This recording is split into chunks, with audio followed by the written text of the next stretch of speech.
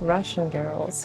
Who are they? What do they want? And why men around the globe find them incredibly attractive? In this video, I'd like to share with you my observations about Russian girls and the reasons behind their magnetism for the men around the globe.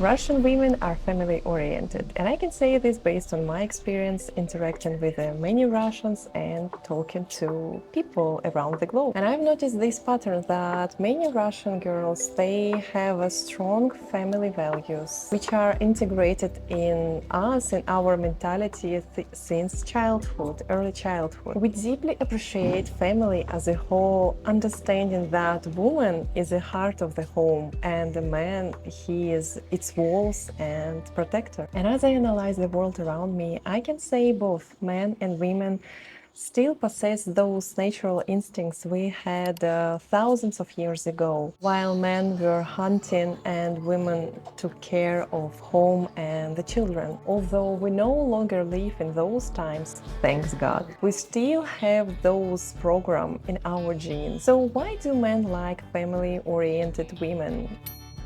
Because it elevates them and puts them into position as leaders, and every man wants to be a leader to some extent. The feeling of being a protector, being a provider for family, it's also natural feeling for a man, and he needs to fulfill that his natural instinct, you know.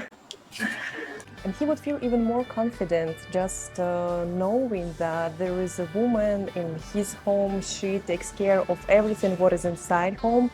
It's heart of the home, while he can go and do his business. The problem is that many women nowadays, they took that role of being a leader from men, and the role which is essential for them, which was naturally belonged to them for thousands of years. It doesn't mean that every girl like Xena now. For a modern society, it can be measured like amount of money you make, and when a woman makes more money than a man, she takes that part from a man which belonged to him. Think yourself, only woman can get pregnant, right? And then woman takes care of a kid, and she takes care of a family, of a home, and then she starts earning more. What is left for a man then? Now you might be asking, should a woman never work? Let me share my personal experience here on topic of money and what I figured out so far. I used to make a good amount of money, but once I went on maternity leave, I prioritized my family and kids and our time together. So basically I quit my job and spent all my free time with the family. But after a few years of me being a mother, I understood some basic things and felt confident enough in this role, and I started feeling that useless, you know. I didn't feel that I brought any value, and I didn't bring that amount of money I used to make, and that was triggering for me. If you're a parent, I think you could agree that working with the kids, with the two small kids, it's impossible to work and be that productive as you can be without them. Let's be honest, it's just not possible. While two small tails are around, they want to play, they want your attention, they are hungry constantly, they make a mess, and it's like, it's a vicious circle. You just never can be focused for a long time. But despite this, I tried to work for a long time, and I took different positions. And frankly speaking, even though I enjoyed doing that work for the first weeks, after that I ended up stressed out, burnt out, and completely dissatisfied with what I did. And the whole this anger and negative energy I literally threw at my family, and neither my husband nor my kids were happy about that extra cash. And it took me a while to finally understand what was going on. So I took those positions from a place of lack, because I needed more money, we needed more money, and I just grabbed any opportunity to get some extra money and to bring it to my family. But I ended up super unhappy and dissatisfied and burned out completely. Doing something from place of passion and just doing what you love and you get money just because you do what you love, this is key, you know, especially for women, because if woman first takes care of the kids and the family, it takes so much time and energy, so a time for a work is shortened, drastically shortened, rather than you are single. So now I've been doing this YouTube stuff for over 2 years, and although I haven't monetized my channel yet officially, I found other ways to monetize my skills. And you know, I love it. I do not get stressed out, and I just do what I love. And even if I had, I don't know, $1 million in my bank account, I would still do what I do now. And I love what I do, and I love to interact with you and to share what is going on and some Russian perspectives, you know. What?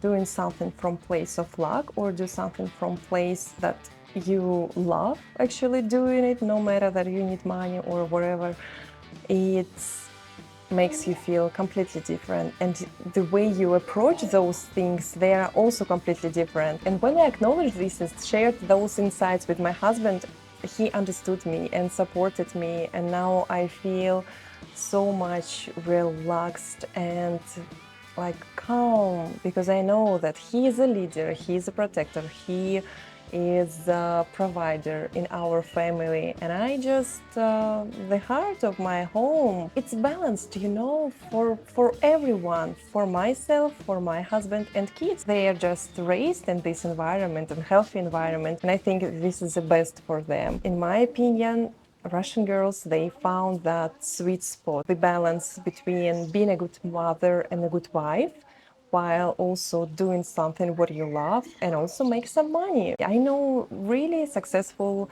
women who have businesses, but despite this, they would never prioritize it and put it first instead of families. Family goes first, the kids and the husband, and they spend more quality time together rather than staying in front of laptop or going from conference to conference. It is still balance, and I think this is really attractive and sexy to some extent. Just think about it, man works hard all day and does his business, and when he comes home, he wants to be completely off of his job and feel comfortable, feel relaxed. And if woman is satisfied and happy, she is like 100% is able to make that cozy, relaxed, stress-free environment at home, which will be for a man like a paradise. But if she is not satisfied, no, it will be a disaster for everyone, for the whole family. But I feel a little bit sorry for men, because now it's really hard to earn enough to cover house and the food, some essentials, and it gets harder and harder. And men, he can just stress about it. And if he is also stressing at home while a woman is nagging him about some, I don't know, silly tiny things, why to live this way? It doesn't feel good. I believe that as a women, we need to inspire our men, to share with them our energy, to make them feel confident, to let them unleash their creativity, and if it's needed, to find other ways to bring more money, to earn more money, but not to knock, not to push them. Otherwise, it also will not feel good. It's like a negative forcement, and no, it doesn't bring anything good as well. So I've noticed that many Russian women found this balance, being a good wives and mothers, while also make some money while doing what they love. And this balance is incredibly attractive.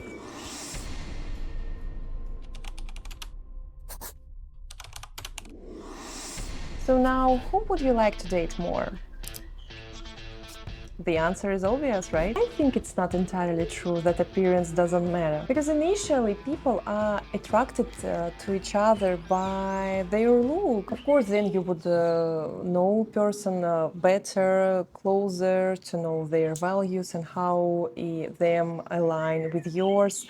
But still, initially, appearance makes a difference. I believe that you would be attracted more to a girl who takes care of herself versus one who doesn't care. Everyone has different tastes. Blonde, dark, skinny, tall, short, a little bit chubby.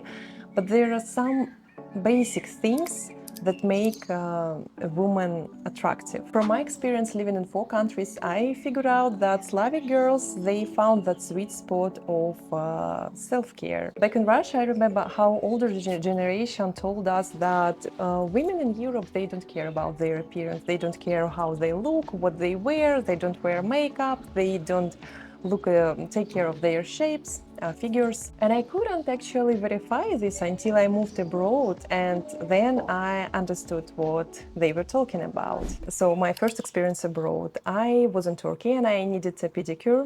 It's essential for me, so I was looking for this procedure in a local beauty salon. And from start to finish, that was super strange experience for me. Old techniques, poor service, and like the whole experience that was so low, and I also didn't like the result. It was like, I don't know, so-so. And back in Russia, we actually were so spoiled by really high quality service. No matter where you go, like just to get your hair done, you would be offered a coffee or tea, some nice music on the background, nice chat with the barber, and the whole atmosphere would be just fantastic. You would love to come back at that place, and you actually enjoy this time. It's really relaxing for you when someone like doing something with your hair. But in Turkey, it wasn't the same experience. After my failure in a Turkish beauty salon, I came to also local salon, but it was run by a Slavic girl. And experience in that salon was completely different from my first failure. It was completely comfortable, relaxed atmosphere, and I got the best results. Super professionals. That place, I also could fulfill my feminine energy, which is also essential for me. Then I moved to Budapest and started my search again. I discovered that gap between Russian or Ukrainian professionals and Hungarian professionals in beauty industry. Interestingly enough, since war started, many people left Russia and Ukraine, and they just spread it around the globe, Hungary included. And so many girls started sharing their experience, knowledge, tips for professionals in Hungary, and they started opening their beauty salons, and it's like the whole industry leveled up in Hungary, and I also could see this. It's like literally was happening on my eyes, how those Slavic girls, they shared their experience and showed the quality, service, and all these nice techniques they knew. And I felt happy for Hungarian girls because they also deserve to get that high level service and the new techniques and some cool features that all Slavic women brought to Hungary. Now, I don't mean that if a girl doesn't go to a beauty salon, she's not beautiful, she's not attractive, and she doesn't care about herself. No, many women, they have their own beauty routine at home. However, these routines can be so time-consuming. So sometimes it's just easier for a woman to go to a beauty salon to get her hair done or to get her nails done. Plus, while enjoying the service, the atmosphere, woman recharge herself and gets more feminine energy, which is incredibly attractive for a man. Unfortunately, in Europe, beauty services is way more expensive than in Russia or in Ukraine. And maybe this is also the reason why local women, they do not go that much to any beauty salon. They just prefer to save money, do not waste money on that services. Many also lack time to take care of themselves at home because it's also time consuming, making it less of a priority to them. And eventually a woman will turn out like a housewife creature without any feminine energy, and this is not attractive for a man. And when a girl takes care of herself, it makes a huge difference in how she presents herself in this world. I feel like many Slavic women, they found these secrets of how to be attractive no matter what age you are, what hair you have, what genetics you have. We know that if a woman feels satisfied and her feminine energy is fulfilled, she will be able to make a world a better place. Now, this topic was spontaneous for me, but I have so many things to say about this, and I'm curious to know your opinion, to hear your experience, what you have. So please share in the comments below, and I hope you enjoyed the video. Please let me know and have a nice day. Thank you for watching this video. Be safe and sound.